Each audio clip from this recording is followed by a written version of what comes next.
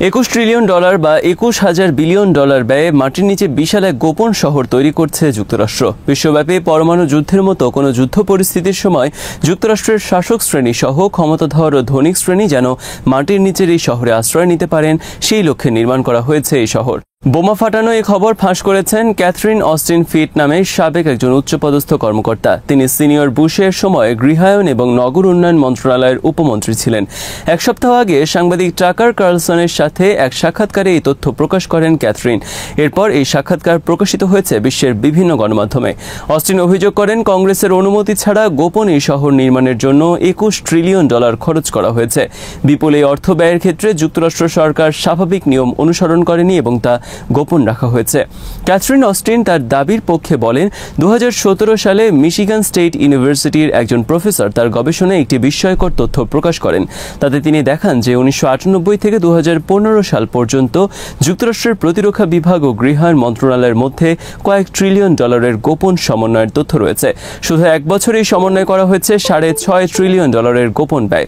Catherine Austin বলেন, এর সূত্র ধরে আমি অনুসন্ধান শুরু করলাম, এত অর্থ গেল কোথায়। এটা অনুসন্ধান করতে গিয়ে আমি মাটির নিচে বিশাল গোপন শহর নির্মাণের তথ্য পেলাম। এমনকি বিশাল এই শহরের কিছু অংশ রয়েছে সাগরের নিচে। সর্বনাশা কোনো যুদ্ধে যখন গোটা পৃথিবী বিপন্ন হওয়ার উপক্রম হবে, তখন গোটা এলিট শ্রেণী আশ্রয় নেবে এখানে বসে যুক্তরাষ্ট্র প্রশাসন যুদ্ধ চালিয়ে যাবে। কেবল তাই নয়, গোপন স্পেস কর্মসূচিও পরিচালিত হবে এখান থেকে। সাংবাদিক টাকার কার্লসন বলেছেন, আমিও একবার একজন কন্ট্রাক্টরের কাছে শুনেছি ওয়াশিংটন ডিসির কাছে কনস্টিটিউশন এভিনিউতে একটি ট্রান্সফরমার বক্স আছে। সেটা আসলে গোপন এক্সিট পথ, যা সরকারি গোপন টানেল সিস্টেমের সাথে যুক্ত। প্রচলিত বিদ্যুৎ সিস্টেমের বাইরে বিশেষ এক ধরনের শক্তি ব্যবহার করা হয় এই গোপন পথের ক্ষেত্রে। যুক্তরাষ্ট্র রাশিয়ার মধ্যে চলা দীর্ঘ স্নায়ুযুদ্ধ চলাকালে যুক্তরাষ্ট্রের নাম করা অনেক ঔপন্যাসিক ও লেখকরা বইয়ে মাটির নিচে রাশিয়ার অনেক গোপন শহর নির্মাণের বিবরণ রয়েছে। সেখানে রাশিয়ার অনেক বিখ্যাত বিজ্ঞানীরা বাস করে এবং গোপন বৈজ্ঞানিক গবেষণায় লিপ্ত। সেখানে তাদের বসবাসের জন্য রয়েছে যাবতীয় আয়োজন এবং সেখান থেকে কখনো তারা আর বের হতে পারবে না। বাস্তবে আজ পর্যন্ত এই ধরনের শহরের কোনো সন্ধান পাওয়া না গেলেও এখনও যুক্তরাষ্ট্রের বিরুদ্ধে প্রকাশ্যে আসলো এই ধরনের বিশাল শহর নির্মাণের কথা। তবে সম্প্রতি যুক্তরাষ্ট্র সহ পশ্চিমা বিশ্বের অনেক ধনকুবের শত শত মিলিয়ন ডলার ব্যয়ে মাটির নিচে বিলাসবহুল বাড়ি নির্মাণ করছেন। এসব বাড়ি তারা নির্মাণ করছেন সম্ভাব্য কোনো ডোমসডে বা পৃথিবীর মহাপ্রলয়কে সামনে রেখে। করোনার সময় বিশ্বের অনেক ধনকুবের সংক্রামক থেকে রক্ষায় মাটির নিচের এই ধরনের কিছু বিলাসবহুল বাড়ি সহ নির্জন দ্বীপে আশ্রয় নিয়েছিলেন। কেউ এসব বাড়ি তখন কিনে নেন এবং কেউ নেন ভাড়া। করোনার সময় মাটির নিচে ও নির্জন দ্বীপের বিলাসবহুল বাড়ি এবং নির্জন ছোট দ্বীপ কেনাবেচা জমে উঠেছিল। পাকিস্তানের কাছে শোচনীয় পরাজয়ের আঘাত এখনও সামলে উঠতে পারেনি ভারত। পাকিস্তানের কাছে ভূপাতিত ভারতের নেতৃবৃন্দ এখনও যেসব দাবি করে আসছেন এবং বক্তব্য দিচ্ছেন, তাকে পাগলের প্রলাপ হিসেবে আখ্যায়িত করছেন অনেকে। পাকিস্তানের বিরুদ্ধে পরাজয়ের প্রতিশোধে উন্মত্ত ভারত নিচ্ছে একের পর এক উদ্ভট সব পদক্ষেপ। এরই অংশ হিসেবে মঙ্গলবার তারা অবাঞ্ছিত ঘোষণা করেন নয়াদিল্লিতে নিযুক্ত ইসলামাবাদের একজন কূটনীতিককে। শীর্ষমহল থেকে প্রকৃত সত্য আড়াল করে এখনও দাবি করা হচ্ছে তাদের হামলার কারণে পাকিস্তান দিশেহারা হয়ে যুদ্ধবিরতিতে রাজি হয়েছে। চরম পরাজয়ের পর ভারত সরকারের এই ধরনের উল্টো দাবির কারণে ক্ষোভ ছড়িয়ে পড়েছে ভারতের জনমনে। বিভিন্ন রাজ্যে চলছে মোদি বিরোধী বিক্ষোভ। বিশ্লেষকদের মতে ভারত পাকিস্তানের বিরুদ্ধে প্রতিশোধ নিতে সময় মতো আবারও নতুন কোনো নাটক সাজাতে পারে। দুই দেশের মধ্যে বড় যুদ্ধের সম্ভাবনা তীব্র মাত্রায় বিরাজ করছে এখনও। এদিকে পাকিস্তান ও ভারতের মধ্যে যখন উত্তেজনা অব্যাহত রয়েছে, তখন চীন বুধবার হানা দিয়েছে ভারতের দাবিকৃত অরুণাচল প্রদেশে। অরুণাচলের বেশ কয়েকটি এলাকা চীন দখল করে সেগুলোকে চীনা নামকরণ করেছে। কিন্তু ভারত তাদের দাবিকৃত অরুণাচলে চীনের এই দখলের বিরুদ্ধে মৌখিক প্রতিবাদ ছাড়া কোনো পদক্ষেপ নিতে পারছে না। তিব্বত সংলগ্ন অরুণাচল প্রদেশকে চীন এবং ভারত উভয় তাদের বলে দাবি করে আসছে। প্রদেশটি বর্তমানে ভারতের দখলে রয়েছে এবং চীন প্রায় বিতর্কিত সীমানা অতিক্রম করে অরুণাচলের নতুন এলাকা নতুন করে দখল করে। বুধবারও ঘটেছে এরকম ঘটনা এবং পাকিস্তানের কাছে ধরাশয়ী ভারত চীনের এই পদক্ষেপের বিরুদ্ধে সম্পূর্ণ অসহায় বর্তমানে। বিশ্লেষকদের মতে পাকিস্তানের কাছে ভারতের শোচনীয় পরাজয়ের পর এটি এখনও নিশ্চিত যে ভারত কোনোদিন চীনের বিরুদ্ধে বড় কোনো যুদ্ধে জড়ানোর সাহস দেখাবে না। এদিকে পাকিস্তানের কাছে ভারতের শোচনীয় পরাজয় নিয়ে চীন ও পাকিস্তানের সামাজিক যোগাযোগ মাধ্যমে চলছে ব্যাপক ট্রল। পাকিস্তানে তৈরি একটি ফানি ভিডিওতে দেখা গেছে কয়েকজন টোকাই রাফালের বিমানের ধ্বংসাবশেষ নিয়ে যাচ্ছে ভাঙাড়ির দোকানে বিক্রির জন্য, কিন্তু রাফালের গায়ে ভারতীয় পতাকার সিল থাকায় ভাঙাড়ির দোকান তা কিনতে চাচ্ছে না। শেষে টোকাইদের অনুরোধে ভাঙাড়ির দোকান সামান্য কয়েক রুপিতে সেগুলো কেজি দরে কিনে নিতে রাজি হয়। এরপর টোকাইরা সেই রুপি দিয়ে কয়েকটি রুটি কেনার সিদ্ধান্ত নেয়।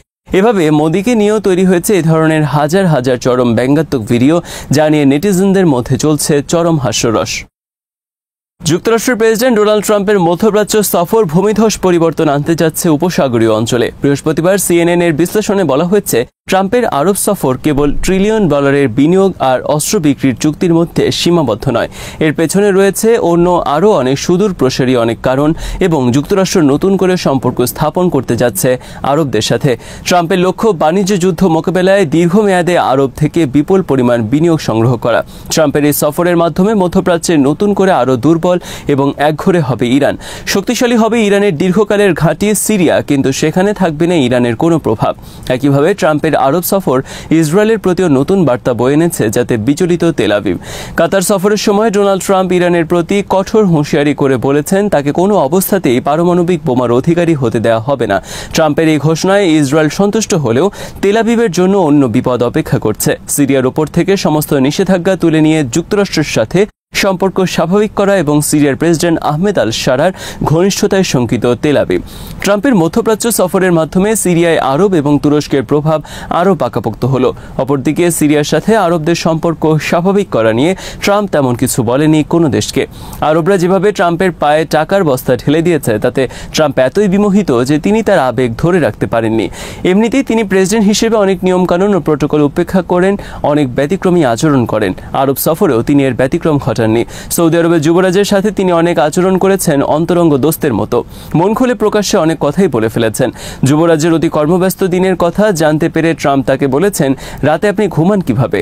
CNN লিখেছে, ইসরায়েলের সাথে সৌদি আরব ও কাতারের সম্পর্ক উন্নয়নের বিষয়ে ট্রাম্প কোনো চাপ দেননি, বরং ইসরায়েলের উপর ক্ষোভ দিন দিন বাড়ছে ট্রাম্প প্রশাসনের।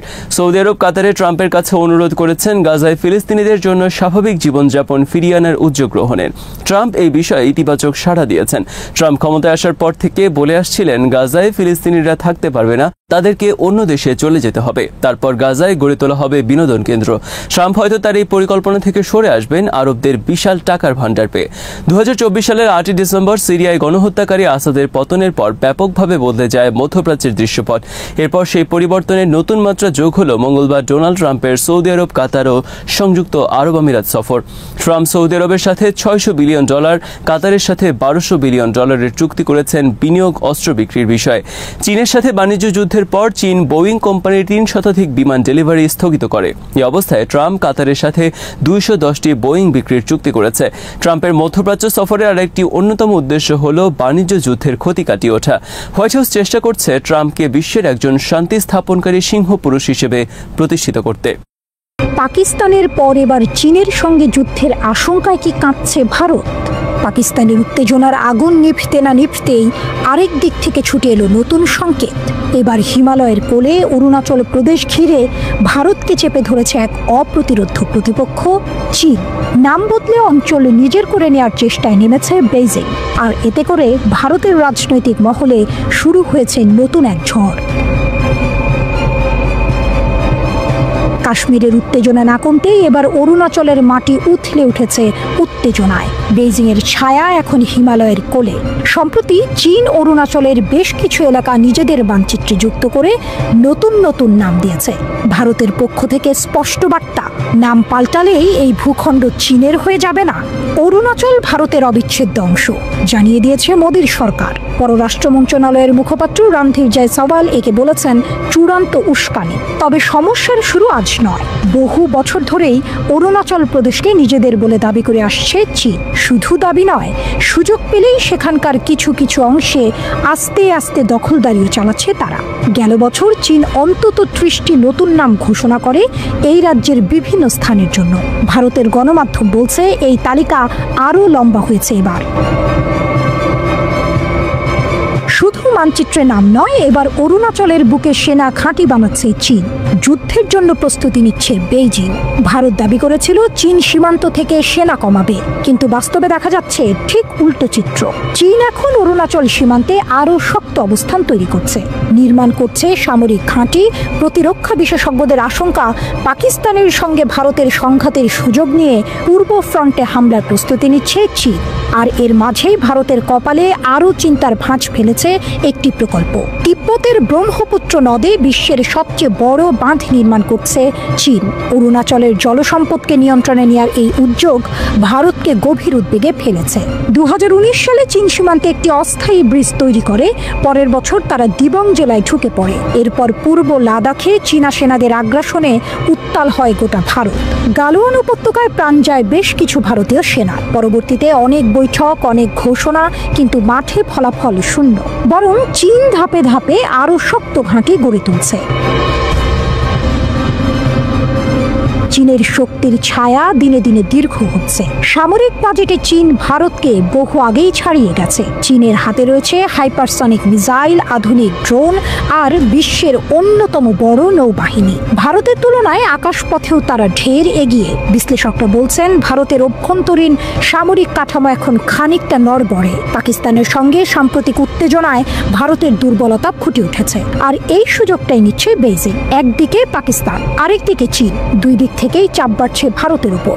এই মুহূর্তে অরুণাচল শুধু একটি রাজ্য নয়, এটি হয়ে উঠেছে ভারত চীন প্রতিদ্বন্দ্বিতার নতুন রণক্ষেত্র। কূটনৈতিক চাপ, মানচিত্র যুদ্ধ, সেনা ঘাঁটি, বাঁধ নির্মাণ, সব মিলিয়ে এই হিমালয় পাদদেশে যেন জমে উঠেছে এক অঘোষিত যুদ্ধের প্রস্তুতি।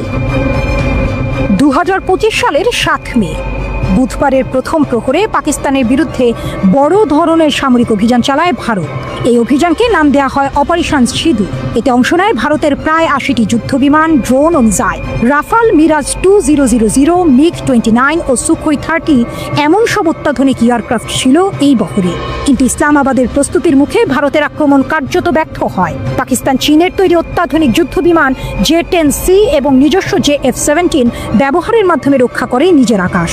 ভারতের ফ্রন্টলাইন আক্রমণ ভেঙে পড়ে। সেদিন আকাশেই ধ্বংস হয়ে যায় ভারতের 3টি রাফাল সহ মোট 5টি যুদ্ধবিমান। এই আকাশযুদ্ধকে দক্ষিণ এশিয়ার সবচেয়ে বড় আকাশযুদ্ধ বলে বর্ণনা করেছে মার্কিন সংবাদ মাধ্যম CNN। তাদের প্রতিবেদনে বলা হয়, দুই দেশের কমপক্ষে 140টি যুদ্ধবিমান মুখোমুখি অবস্থানে ছিল সীমান্তের দুই পাশে। কেউ কারো চোখে পড়েনি, কারণ আকাশে তারা অনেক দূরত্ব বজায় রেখে চলছিল। কিন্তু এখানে ব্যবহৃত হয় বিয়ন্ড ভিজুয়াল রেঞ্জ বা BVR প্রযুক্তির লং রেঞ্জ মিসাইল। এই মিসাইল 160 কিলোমিটার দূর থেকে আঘাত হানতে সক্ষম। এই মিসাইল যুদ্ধেই পাকিস্তান পঞ্চম প্রজন্মের চীনা J-10C ফাইটার জেট ব্যবহার করে ভারতের বিমান ধ্বংস করে দেয়। CNN জানায়, এই অভিযানে J-10C যুদ্ধবিমান ছিল মূল চালিকা শক্তি। এর সাহায্যে ভারতের রাফাল ও অন্যান্য ফাইটার জেট ভূপাতিত হয়। এর মাধ্যমে দক্ষিণ এশিয়ার আকাশে শক্তির ভারসাম্যে বড় রকমের পরিবর্তন চলে আসে। পাকিস্তানের পররাষ্ট্রমন্ত্রী ইসাকদার জানান, ভারতীয় বিমানবহর ধ্বংসের পুরো সক্ষমতা পাকিস্তানের ছিল, তবে শুধুমাত্র হামলাকারী বিমানগুলোকেই লক্ষ্যবস্তু করা হয়। তাই 5টি যুদ্ধবিমান ভূপাতিত হলেও বাকি বিমানগুলো ফিরতে পেরেছে। 2022 সালে পাকিস্তান চীনের কাছ থেকে অত্যাধুনিক J-10C যুদ্ধবিমান কেনে। এটি 4.5 জেনারেশনের মাল্টিরোল ফাইটার জেট তৈরি করেছে চীনের চেংদু এয়ারক্রাফট কর্পোরেশন। এই বিমানকে বলা হয় ভিগোরাজ ড্রাগন, যার মধ্যে রয়েছে ASA রাডার, উন্নত অ্যাভিওনিক্স এবং দুর্দান্ত লক্ষ্যভেদী ক্ষমতা। পাকিস্তানের 15 নম্বর কোবরা স্কোয়াড্রন এই বিমান পরিচালনা করে। ভারতের বিরুদ্ধে এই জেট ব্যবহার করে PL-15 ইয়ার টু ইয়ার মিসাইল ছোড়া হয়। এই ক্ষেপণাস্ত্র চীন দ্রুত এক্সপ্রেস ডেলিভারিতে পাকিস্তানকে সরবরাহ করে, বিশেষ করে পেহেলগামের ঘটনার পর। এটি শব্দের চেয়ে 5 গুণ দ্রুতগামী এবং 200 থেকে 300 কিলোমিটার দূরত্ব পর্যন্ত নিখুঁতভাবে আঘাত করতে পারে। চীনের aviation industry corporation of China তৈরি করে এই মিসাইল, যা এখন চীনের এয়ার কমব্যাট কৌশলের অন্যতম মূল অংশ। CNN বলছে, এই সফল প্রতিরক্ষার মধ্য দিয়ে পাকিস্তান শুধু নিজের সীমান্ত রক্ষা করেনি, বরং পুরো দক্ষিণ এশিয়ার আকাশে এক নতুন বার্তা দিয়েছে। কাশ্মীর থেকে ইন্দো প্যাসিফিক সব জায়গায় এই শক্তি শত্রুদের জন্য সতর্ক বার্তা হয়ে দাঁড়িয়েছে। এই লড়াইয়ে পাকিস্তান ভারতের তুলনায় এক ধাপ এগিয়েছে বলে মনে করেছে আন্তর্জাতিক বিশ্লেষকরা। পাকিস্তান প্রমাণ করেছে এটি এখন শুধু একটি পারমাণবিক শক্তিধর দেশ নয়, বরং আধুনিক প্রযুক্তি, দূরপাল্লার ক্ষেপণাস্ত্র এবং যুদ্ধ বিমানের মিশ্রণে একটি দুর্ধর্ষ আকাশ শক্তিও। আর ভারতের জন্য এই পরাজয় শুধু একদিনের যুদ্ধহানির ব্যর্থতা নয়, এটি একটি বড় কৌশলগত ধাক্কা। পাকিস্তানকে তবে এশিয়ার নতুন সুপার পাওয়ার।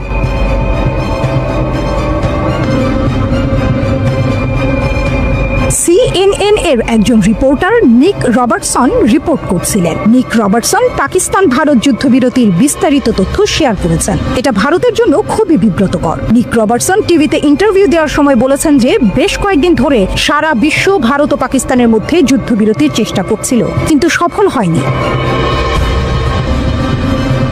এরপর ভারত পাকিস্তানের এয়ারবেজে হামলা করে। ভারতীয় হামলার পর পাকিস্তান ভারতের ওপর অবিরাম ক্ষেপণাস্ত্র বর্ষণ করে এবং পাকিস্তানি ক্ষেপণাস্ত্র হামলার পর ভারত আলোচনার টেবিলে বসতে বাধ্য হয় এবং পাকিস্তানের ক্ষেপণাস্ত্র হামলায় ভারতকে পিছু হটতে বাধ্য করে। আমেরিকার পররাষ্ট্র দপ্তর সৌদি আরব ও তুর্কি কর্মকর্তাদের সাথে যোগাযোগ করে। সৌদি ও তুর্কি কর্মকর্তাদের সাথে যোগাযোগের পর কূটনৈতিকভাবে বিষয়টি সমাধান হয় এবং যুদ্ধবিরতি সম্ভব হয়। ভারতে যুদ্ধবিরতি চেয়েছিল। ভারত কখনোই আশা করেনি যে পাকিস্তান এত নির্মমভাবে পেছন থেকে জবাব দেবে এবং তারা হতবাক হয়ে যায়। ভারতের দীর্ঘকাল ধরে লালিত আকাশ আধিপত্যের স্বপ্ন, যা অনন্য স্পেকট্রা ইউগ্লো ব্যবস্থা এবং কয়েক দশকের ফরাসি প্রকৌশল দ্বারা সমর্থিত, অবশেষে ভূপাতিত হয়েছে। ভারতের জন্য এক অস্বস্তিকর ও বিব্রতকর পরিস্থিতি তৈরি হয়েছে, যা এখন শুধু দক্ষিণ এশিয়ার নয়, বরং বিশ্ব রাজনীতির আলোচ্য বিষয়। পশ্চিমা বিশ্লেষকেরা হতবাক। ভারত যে কৌশলগত ভুল করেছে তার পরিণতি এখনই দেখা যাচ্ছে। একদিকে ফ্রান্সের সঙ্গে ভারতের প্রতিরক্ষা চুক্তিগুলোর ভবিষ্যৎ এখন অনিশ্চিত হয়ে গেছে, অন্যদিকে চীন সবকিছু চুপচাপ দেখে যাচ্ছে, কিন্তু সেই নীরবতা ভেতরে ভেতরে বিদ্রুপে ভরা। যেন চীন বলছে, বলেছিলাম তো। এমনকি আন্তর্জাতিক গণমাধ্যম ব্লুমবার্গও বলেছে এটি আসলে চীন ও পাকিস্তানের একটি সমন্বিত যৌথ যুদ্ধের সরাসরি উদাহরণ। মোদী সরকার এতদিন ধরে যে কৌশল অনুসরণ করেছে তার মূল ধারণা ছিল আধিপত্য টাকার বিনিময়ে কেনা যায়, কিন্তু বাস্তবতা দেখিয়েছে আধিপত্য তৈরি করতে হয় মাঠে, আকাশে, সমুদ্রে, প্রযুক্তিতে এবং মননে। কেবল রাফাল কিনে আধিপত্য পাওয়া যায় না। এখন দেখা যাচ্ছে সেই রাফাল নির্মাতা ফ্রান্সের দাসল্ট এভিয়েশনের শেয়ার মূল্য স্থবির হয়ে পড়েছে। পক্ষান্তরে চীনের প্রতিরক্ষা শিল্পের শেয়ার, বিশেষ করে এভিআইসি এবং চেংডু এয়ারক্রাফট কোম্পানির মূল্য এখন আকাশ ছোঁয়া। আধিপত্য মানে শুধু বড় মুখে কথা বলা নয়। আধিপত্য মানে বাস্তব শক্তি, বাস্তব নিয়ন্ত্রণ, তথ্য প্রযুক্তির আধিপত্য। আধিপত্য মানে সিস্টেমে শ্রেষ্ঠত্ব, মানে command, control, communication, computer, intelligence, surveillance আর রেকনেসান্সের নিরবিচ্ছিন্ন আধিপত্য। এইখানেই ভারত পিছিয়ে গেছে। পাকিস্তান ভারতকে কেবল যুদ্ধক্ষেত্রে হারায়নি, পাকিস্তান ভারতের পুরো নেটওয়ার্ককে পেছনে ফেলে দিয়েছে। এটা শুধু আকাশে যুদ্ধের গল্প নয়, এটা একটি মেসেজ। ভারতকে বলা হচ্ছে আকাশটা পাল্টে গেছে। এই যুদ্ধের কোনো ঘোষণা নেই, নেই সীমানা, নেই শব্দ। এটা এক নতুন ধরনের আধিপত্য, যেটা অদৃশ্য, নিঃশব্দ, কিন্তু ভয়ঙ্কর। এটাই এখন দক্ষিণ এশিয়ার নতুন বাস্তবতা। মোদির আধিপত্য কেনা যায় মতবাদ ইতিহাসের পাতা হয়ে যাচ্ছে। ভারত হয়তো অর্থ খরচ করে যুদ্ধ বিমান কিনতে পেরেছে, কিন্তু যুদ্ধক্ষেত্রে আধিপত্য তা তো কিনে পাওয়া যায় না, লড়াই করে অর্জন করতে হয়। চীনের হেলমেটের নিচে এখন হাসি, পাকিস্তানের মাটিতে এখন আত্মবিশ্বাস, আর ভারতের আকাশে কেবল এক প্রশ্ন, আমরা কি আসলেই প্রস্তুত ছিলাম? এর আগে 3 বার ভারত পাকিস্তান যুদ্ধ হয়েছে, যার সব শেষটি ছিল 1971 সালে। তাছাড়া সীমিত পরিসরে একটি যুদ্ধ হয় 1999 সালে কার্গিলে, যেবার প্রথমবারের মতো পারমাণবিক যুদ্ধের আশঙ্কা প্রকাশ্যে আসে। সামরিক যুদ্ধের বিচারে কে এগিয়ে? গ্লোবাল ফায়ার পাওয়ারের 2025 সালের তালিকা অনুযায়ী বিশ্বের 4র্থ শক্তিশালী সামরিক শক্তি হতে চলেছে ভারত। তাদের উপরে রয়েছে কেবল যুক্তরাষ্ট্র, রাশিয়া ও চীন। অন্যদিকে 145টি দেশের মধ্যে পাকিস্তানের অবস্থান 12তম। তবে শুধু র্যাঙ্কিং দিয়ে আসল চিত্র বোঝা মুশকিল। আসুন খতিয়ে দেখা যাক সামরিক সক্ষমতার খুঁটিনাটি। কার সৈন্য বেশি? Swedish think tank Stockholm international piece research ইনস্টিটিউটের 2024 সালের প্রতিবেদন বলছে ভারত প্রতিরক্ষা খাতে পাকিস্তানের চেয়ে 9 গুণ বেশি খরচ করেছে। 2025 সালে ভারতের প্রতিরক্ষা বাজেট প্রায় $86 বিলিয়ন, যেখানে পাকিস্তান 2024-25 অর্থ বছরে বরাদ্দ করেছে মাত্র $10 বিলিয়ন কিছু বেশি। সেনা সংখ্যা নিরীক্ষেও ভারতে গিয়ে তাদের সক্রিয় সেনা সংখ্যা 14.5 লাখের বেশি, যেখানে পাকিস্তানের 6.5 লাখের কিছু বেশি। রিজার্ভ সেনা ও আধা সামরিক বাহিনীর ক্ষেত্রেও ভারতের পাল্লা ভারী। স্থলযুদ্ধে কে শক্তিশালী? স্থলভাগের লড়াইয়ে বেশিরভাগ ক্ষেত্রেই ভারতের আধিপত্য দেখা যায়, তবে চমক আছে অন্যখানে। স্বয়ংক্রিয় কামান ও মাল্টিপল রকেট লঞ্চারের সংখ্যায় পাকিস্তান কিন্তু ভারতের চেয়ে গিয়ে। পাকিস্তানের 662টি সেলফ প্রপালড আর্টিলারির বিপরীতে ভারতের কাছে আছে মাত্র 100টি। একইভাবে পাকিস্তানের 600টি মোবাইল রকেট প্রজেক্টরের তুলনায় ভারতের কাছে আছে 264টি। তবে ট্যাঙ্কের সংখ্যায় ভারত অনেক এগিয়ে। তাদের কাছে 4201টি ট্যাঙ্ক, 1,48,594টি সাঁজোয়া যান এবং 3,975টি টেনে নিয়ে যাওয়া কামান রয়েছে। পাকিস্তানের কাছে ট্যাঙ্ক আছে 2,627টি, সাঁজোয়া যান 17,516টি এবং টেনে নিয়ে যাওয়া কামান 2,629টি। নৌবহরে কার দাপট? নৌবাহিনীর রণতরীর ক্ষেত্রেও ভারত স্পষ্টতই এগিয়ে। মাইন ওয়ারফেয়ার বাদে প্রায় সব ক্ষেত্রে পাকিস্তানের চেয়ে শক্তিশালী ভারতীয় নৌবাহিনী। তাদের 293টি যুদ্ধ জাহাজের মধ্যে রয়েছে 2টি বিমানবাহী রণতরী, 13টি ডেস্ট্রয়ার, 14টি ফ্রিগেট, 18টি সাবমেরিন, 18টি করভেট ও 135টি টহল জাহাজ। অন্যদিকে পাকিস্তানের 121টি যুদ্ধ জাহাজের বহরে কোনো বিমানবাহী রণতরী বা ডেস্ট্রয়ার নেই। তাদের আছে 9টি ফ্রিগেট, 8টি সাবমেরিন, 9টি করভেট এবং 69টি টহল জাহাজ। আকাশে কার গর্জন বেশি? আকাশপথেও ভারতের শক্তি অনেক বেশি। ভারতীয় বিমান বাহিনীর অধীনে রয়েছে 31টি স্কোয়াড্রন, যেখানে প্রতিটি স্কোয়াড্রনে 17 থেকে 18টি যুদ্ধ বিমান থাকে। পাকিস্তানের আছে মাত্র 11টি স্কোয়াড্রন। গ্লোবাল ফায়ার পাওয়ারের তথ্য অনুযায়ী ভারতের মোট 2229টি বিমানের বিপরীতে পাকিস্তানের আছে 1399টি। ভারতের 643টি যুদ্ধ বিমানের মধ্যে 130টি বোমারু বিমান, যেখানে পাকিস্তানের 418টি যুদ্ধ বিমানের মধ্যে 90টি বোমারু বিমান। পাকিস্তানের সবচেয়ে কার্যকর যুদ্ধাস্ত্র হল যুক্তরাষ্ট্রের তৈরি F-16 এবং চীনের সহায়তায় তৈরি JF-17 থান্ডার। তবে গত কয়েক বছরে ভারতের বিমান বহরে যুক্ত হয়েছে ফ্রান্সের অত্যাধুনিক রাফাল যুদ্ধ বিমান, যা পারমাণবিক অস্ত্র বহনে সক্ষম এবং আকাশ থেকে আকাশে 150 কিলোমিটার ও আকাশ থেকে ভূমিতে 300 কিলোমিটার দূরের লক্ষ্যবস্তুতে আঘাত হানতে পারে। এছাড়াও ভারতের কাছে রয়েছে মিরাজ 2000 এর আধুনিক সংস্করণ সহ আরও অনেক শক্তিশালী যুদ্ধ বিমান। আকাশপথে ভারতের সক্রিয় বিমান ঘাঁটির সংখ্যা 311, যেখানে পাকিস্তানের 116টি। পরমাণু অস্ত্র সমানে সমানে টক্কর। পারমাণবিক অস্ত্রের ক্ষেত্রে সুইডিশ থিঙ্ক ট্যাঙ্ক সিপ্রির 2024 সালের প্রতিবেদন বলছে দুটি দেশ প্রায় একই অবস্থানে রয়েছে। ভারতের কাছে আনুমানিক 172টি এবং পাকিস্তানের কাছে 170টি পারমাণবিক ওয়ারহেড মজুদ আছে। তবে এর মধ্যে কতগুলো ব্যবহারযোগ্য অবস্থায় আছে তা নিশ্চিতভাবে জানা যায় না। সিপ্রির মতে পাকিস্তান মূলত ভারতের সঙ্গে পাল্লা দিয়েই পারমাণবিক অস্ত্র তৈরি করছে, যেখানে ভারত মনোযোগ দিয়েছে দূরপাল্লার অস্ত্রের দিকে, যা চীনকেও লক্ষ্যবস্তু করতে সক্ষম। উল্লেখ্য, ভারত ও পাকিস্তানের প্রতিবেশী চীনও পারমাণবিক শক্তিধর দেশ এবং 2024 সালে তাদের ওয়ারহেডের সংখ্যা উল্লেখযোগ্যভাবে বাড়িয়েছে। ক্ষেপণাস্ত্রের দৌড়। ক্ষেপণাস্ত্রের পাল্লা ও সক্ষমতার বিচারেও হাড্ডাহাড্ডি লড়াই। পাকিস্তানি ক্ষেপণাস্ত্র কর্মসূচিতে রয়েছে ক্রুজ, ট্যাকটিক্যাল ও স্বল্প মধ্যম পাল্লার ব্যালিস্টিক ক্ষেপণাস্ত্র। বাবর ও শাহিন 1 এর মতো স্বল্প পাল্লার ক্ষেপণাস্ত্রের পাল্লা 700 থেকে 1000 কিলোমিটার। মধ্যম পাল্লার গৌরী ও শাহিন 2-3 এর পাল্লা 2500 থেকে 2750 কিলোমিটার পর্যন্ত।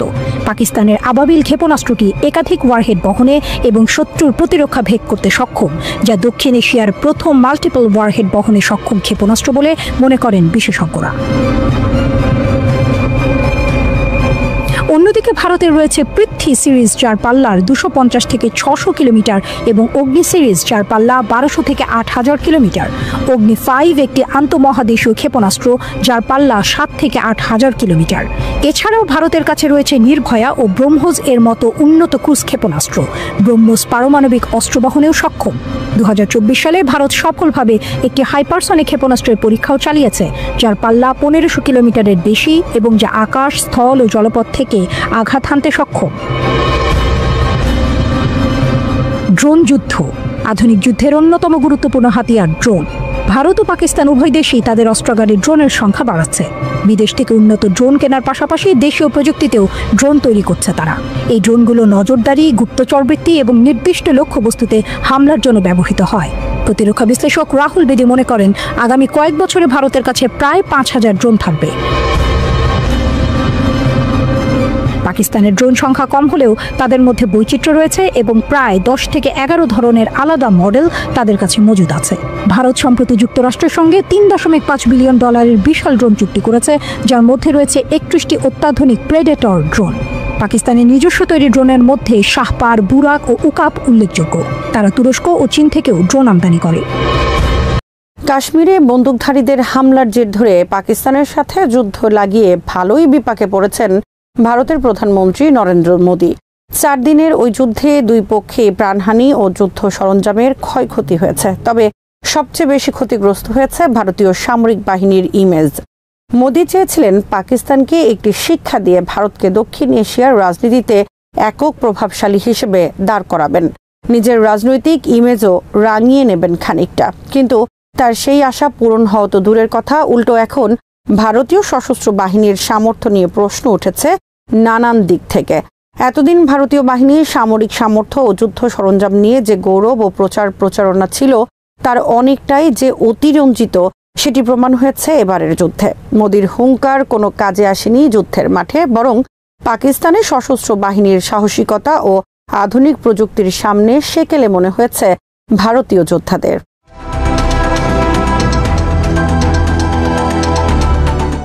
মে মাসের ৭ তারিখ হঠাৎ করেই পাকিস্তানে আক্রমণ করতে শুরু করে ভারত। ভারতের আকাশসীমা থেকেই তাদের যুদ্ধবিমান আজাদ কাশ্মীর সহ পাকিস্তানের মোট ৬টি স্থানে মিসাইল হামলা চালায়। ভারতের দাবি তারা সন্ত্রাসী আস্তানায় হামলা করেছে। যদিও পাকিস্তানি মিডিয়ার খবরে দেখা গেছে হামলার শিকার হয়েছে যেসব বেসামরিক স্থাপনা, তার মধ্যে অন্তত ২টি মসজিদ রয়েছে। নিহত হয়েছে সব বেসামরিক মানুষ, যাদের মধ্যে নারী ও শিশুও রয়েছে।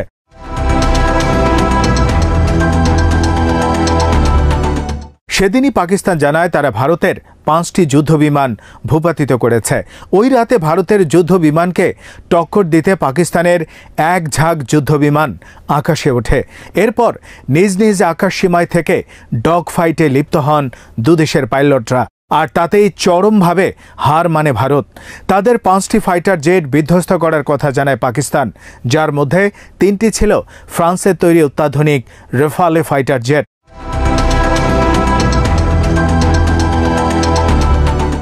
ফরাসি সংবাদ মাধ্যম লা মন্ডের এক নিবন্ধে বলা হয়, ওই লড়াইয়ের পর ভারতীয় বিমান বাহিনীর পারফরমেন্স অত্যন্ত দুর্বল হিসেবে স্বীকৃত হয় নিরাপত্তা বিশ্লেষকদের কাছে।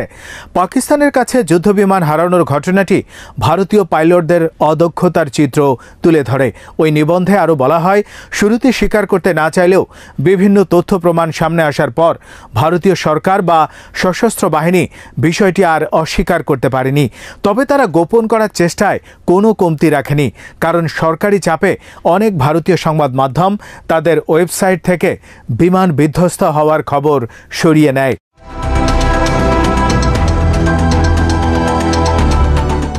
ভারত বরাবরই নিজেদের আঞ্চলিক সুপার পাওয়ার হিসেবে চিন্তা করতে পছন্দ করে, কিন্তু তাদের সেই প্রত্যাশার বেলুন চুপসে গেছে পাকিস্তানের সাথে যুদ্ধে নামার পর। কারণ অর্থনৈতিক ও সামরিক দিক থেকে পাকিস্তান অনেকভাবে পিছিয়ে আছে ভারতের তুলনায়। এমন একটি দেশের সাথে যুদ্ধে হেরে যাওয়া মোদী সরকারের জন্য ছিল রীতিমতো বিপর্যয়।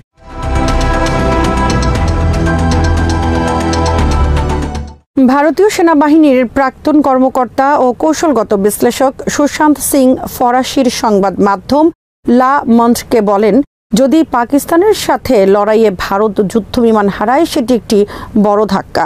যদি রাফালে বিমান হারায় তবে সেটি শুধু ধাক্কাই নয়, তা বরং ভারতীয় অভিযানের ভাবমূর্তি ধুলোয় মিশিয়ে দেবে। এই বিশ্লেষক মনে করেন, যুদ্ধক্ষেত্রে বিমান হারানো এমনিতেই বড় ঘটনা, আর পরিকল্পনা ও প্রস্তুতি সহকারে কোনো অভিযান চালাতে গিয়ে এমন ক্ষতির শিকার হওয়া খুবই যন্ত্রণাদায়ক ও বিব্রতকর।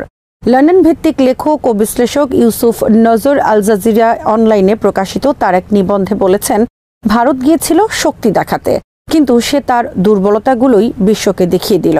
শুরুতে অস্বীকার করলেও পাকিস্তান তথ্য প্রমাণ হাজির করার পর ভারতীয় বিমান বাহিনী শেষ পর্যন্ত যুদ্ধের ক্ষয়ক্ষতি স্বীকার করতে বাধ্য হয়। কিছু আন্তর্জাতিক মিডিয়াও ভারতের ক্ষয়ক্ষতির চিত্র তুলে ধরে। যুদ্ধবিরতি ঘোষণা হওয়ার পর সাংবাদিকদের প্রশ্নের জবাবে ভারতীয় বিমান বাহিনীর এয়ার মার্শাল AK ভারতী বলেন, আমরা এখনও যুদ্ধাবস্থায় আছি, আর ক্ষয়ক্ষতি যুদ্ধেরই অংশ। 3.5 দিনের যুদ্ধের ক্ষতি সম্পর্কে জানতে চাইলে তিনি একথা বলেন। তিনি আরও বলেন, আমাদের সব পাইলট নিরাপদে ঘাঁটিতে ফিরেছে।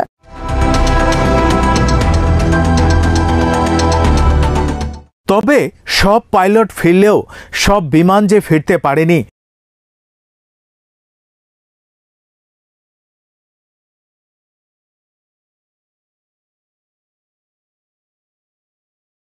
তাতে কোনো সন্দেহ নেই, কারণ ফ্রান্সের গোয়েন্দা কর্মকর্তা সহ আন্তর্জাতিক অঙ্গনের অনেকগুলো সূত্র নিশ্চিত করেছে রাফালে ফাইটার বিধ্বস্ত হওয়ার কথা। এর পাশাপাশি রাফালের ঘাতক হিসেবে সুখ্যাতি পেয়েছে চীনা যুদ্ধবিমান ও ইলেকট্রনিক ওয়ারফেয়ার সরঞ্জাম, যা ভারতের বিরুদ্ধে চীনের চলমান দ্বন্দ্বে বেইজিংকে সুবিধাজনক অবস্থায় রাখবে বলে মনে করা হচ্ছে।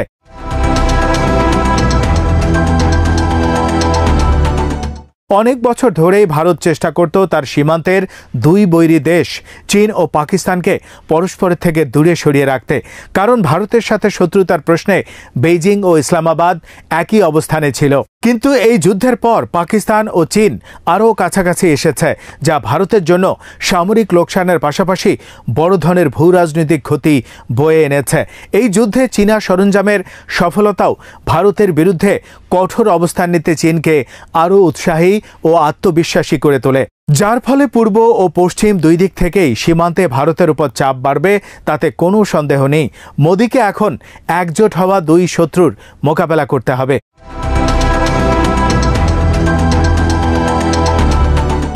এসব কারণে ভারত এখন ভুগবে অস্থিরতায়, কারণ ছোট্ট দেশ পাকিস্তানের মোকাবেলায় তাদের বাহিনীর যে দুর্বলতা ধরা পড়েছে, সেই সামর্থ্য নিয়ে চীনের সাথে টক্কর দেয়া একেবারে অসম্ভব। সামরিক শক্তিতে চীন ভারতের চেয়ে যোজন যোজন এগিয়ে, তার উপর চীনা যুদ্ধবিমান তার সামর্থ্যটা দেখিয়ে দিল নরেন্দ্র মোদীর দেশকে। ভারত এই নতুন চ্যালেঞ্জ কিভাবে মোকাবেলা করবে, সেটি বড় প্রশ্ন হয়ে দেখা গেছে নয়াদিল্লির কাছে।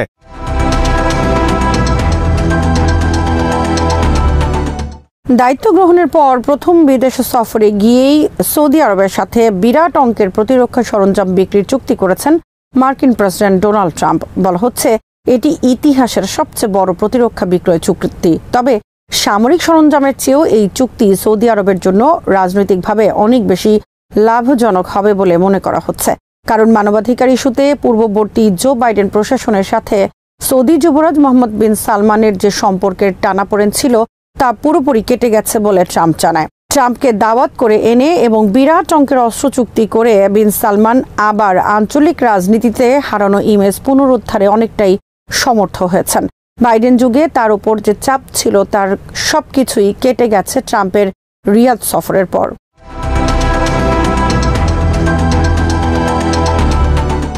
সৌদি আরবের সাথে প্রায় 142 বিলিয়ন মার্কিন ডলারের প্রতিরক্ষা সরঞ্জাম বিক্রির চুক্তি করেছেন ট্রাম্প। আন্তর্জাতিক সংবাদ মাধ্যমগুলো জানাচ্ছে 1 ডজন মার্কিন কোম্পানি থেকে এই চুক্তির আওতায় সৌদি আরবের কাছে অস্ত্র বিক্রি করা হবে।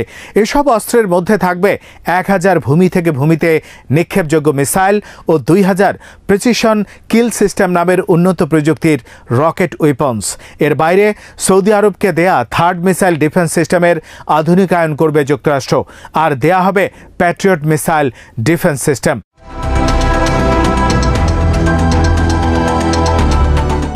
বিশাল এই চুক্তির আওতায় সৌদি আরবকে মহাশূন্যের শক্তি অর্জনে সহযোগিতাও করবে যুক্তরাষ্ট্র।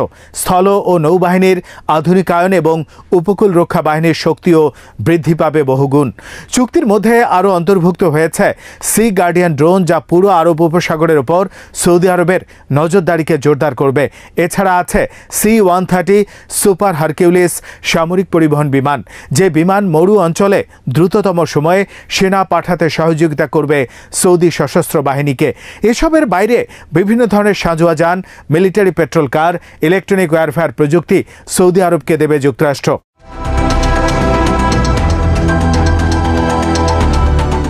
বিশ্লেষকরা বলছেন এসব কেনাকাটা সম্পন্ন হলে সৌদি আরবের সামরিক সক্ষমতা অনেকাংশে বৃদ্ধি পাবে এবং দেশটি মধ্যপ্রাচ্যের সামরিক সমীকরণে প্রতিযোগীদের চেয়ে এগিয়ে যাবে। তবে সবকিছু ছাপিয়ে ট্রাম্পের এবারের সফরের মাধ্যমে সৌদি আরব রাজনৈতিকভাবেই সবচেয়ে বেশি লাভবান হয়েছে।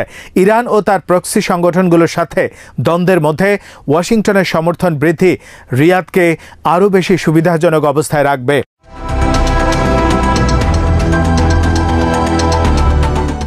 গাজা উপত্যকায় যুদ্ধবিরতি নিয়ে নতুন করে আশার সঞ্চার হয়েছে। যুক্তরাষ্ট্রের সাথে হামাসের সরাসরি যোগাযোগ এবং মার্কিন ইসরায়েলি নাগরিক এজন আলেকজান্ডারের মুক্তির পর এই আশার আলো দেখা যাচ্ছে। 19 মাস প্রতিরোধ আন্দোলন হামাসের হাতে বন্দী থাকার পর এ সপ্তাহে মুক্তি পেয়েছেন এই ইসরায়েলি সেনা সদস্য। মার্কিন নাগরিক হওয়ার কারণে যুক্তরাষ্ট্রের প্রতি শুভেচ্ছার নিদর্শন হিসেবে এজনকে মুক্তি দেওয়ার কথা জানিয়েছে হামাস। দোহায় হামাস ও মার্কিন কর্মকর্তাদের মধ্যে সরাসরি আলোচনার পর তার মুক্তির বিষয়ে সিদ্ধান্ত নেয় হামাস।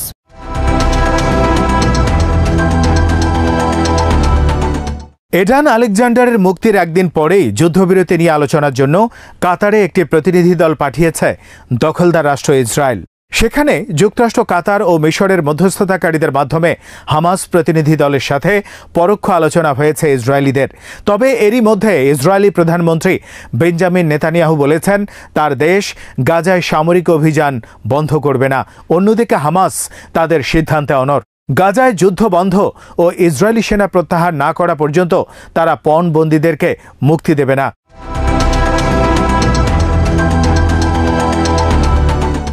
যে কারণে শান্তিপ্রিয় মানুষদের দৃষ্টি এখন যুক্তরাষ্ট্রের দিকে।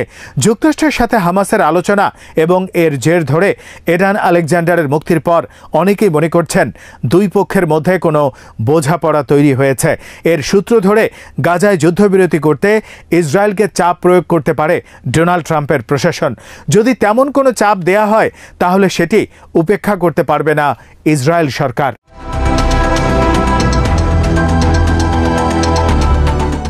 এছাড়া হামাসের সাথে যুক্তরাষ্ট্রের সরাসরি আলোচনার বিষয়টি কৌশলগত দিক থেকেও লাভজনক হবে প্রতিরোধ যোদ্ধাদের জন্য। কারণ হামাস সহ ফিলিস্তিনি সশস্ত্র সংগঠনগুলোকে সন্ত্রাসী সংগঠন হিসেবে বিবেচনা করে যুক্তরাষ্ট্র। এবার তাদের সাথে সরাসরি সংলাপের বিষয়টি প্রকাশ্যে আসার পর যুক্তরাষ্ট্রের নিরুপায় মনোভাবের প্রকাশ ঘটেছে। ইসরায়েলও এখন বুঝতে পারবে পণবন্দীদের মুক্তির জন্য তাদের হাতে সমঝোতা ছাড়া আর কোনো পথ খোলা নেই। এখন হামাস যদি ট্রাম্প প্রশাসনকে যুদ্ধবিরতির জন্য রাজি করাতে পারে তাহলে গাজা ইসরায়েলি আগ্রাসন বন্ধে সেটি কার্যকর পদক্ষেপ হয়ে উঠবে। কারণ নেতানিয়াহুকে যুদ্ধবিরতিতে রাজি করতে আর সব উপায় ইতিমধ্যে ব্যর্থ হয়েছে। আজ এখানেই শেষ করছি। সবাই ভালো থাকুন, সুস্থ থাকুন।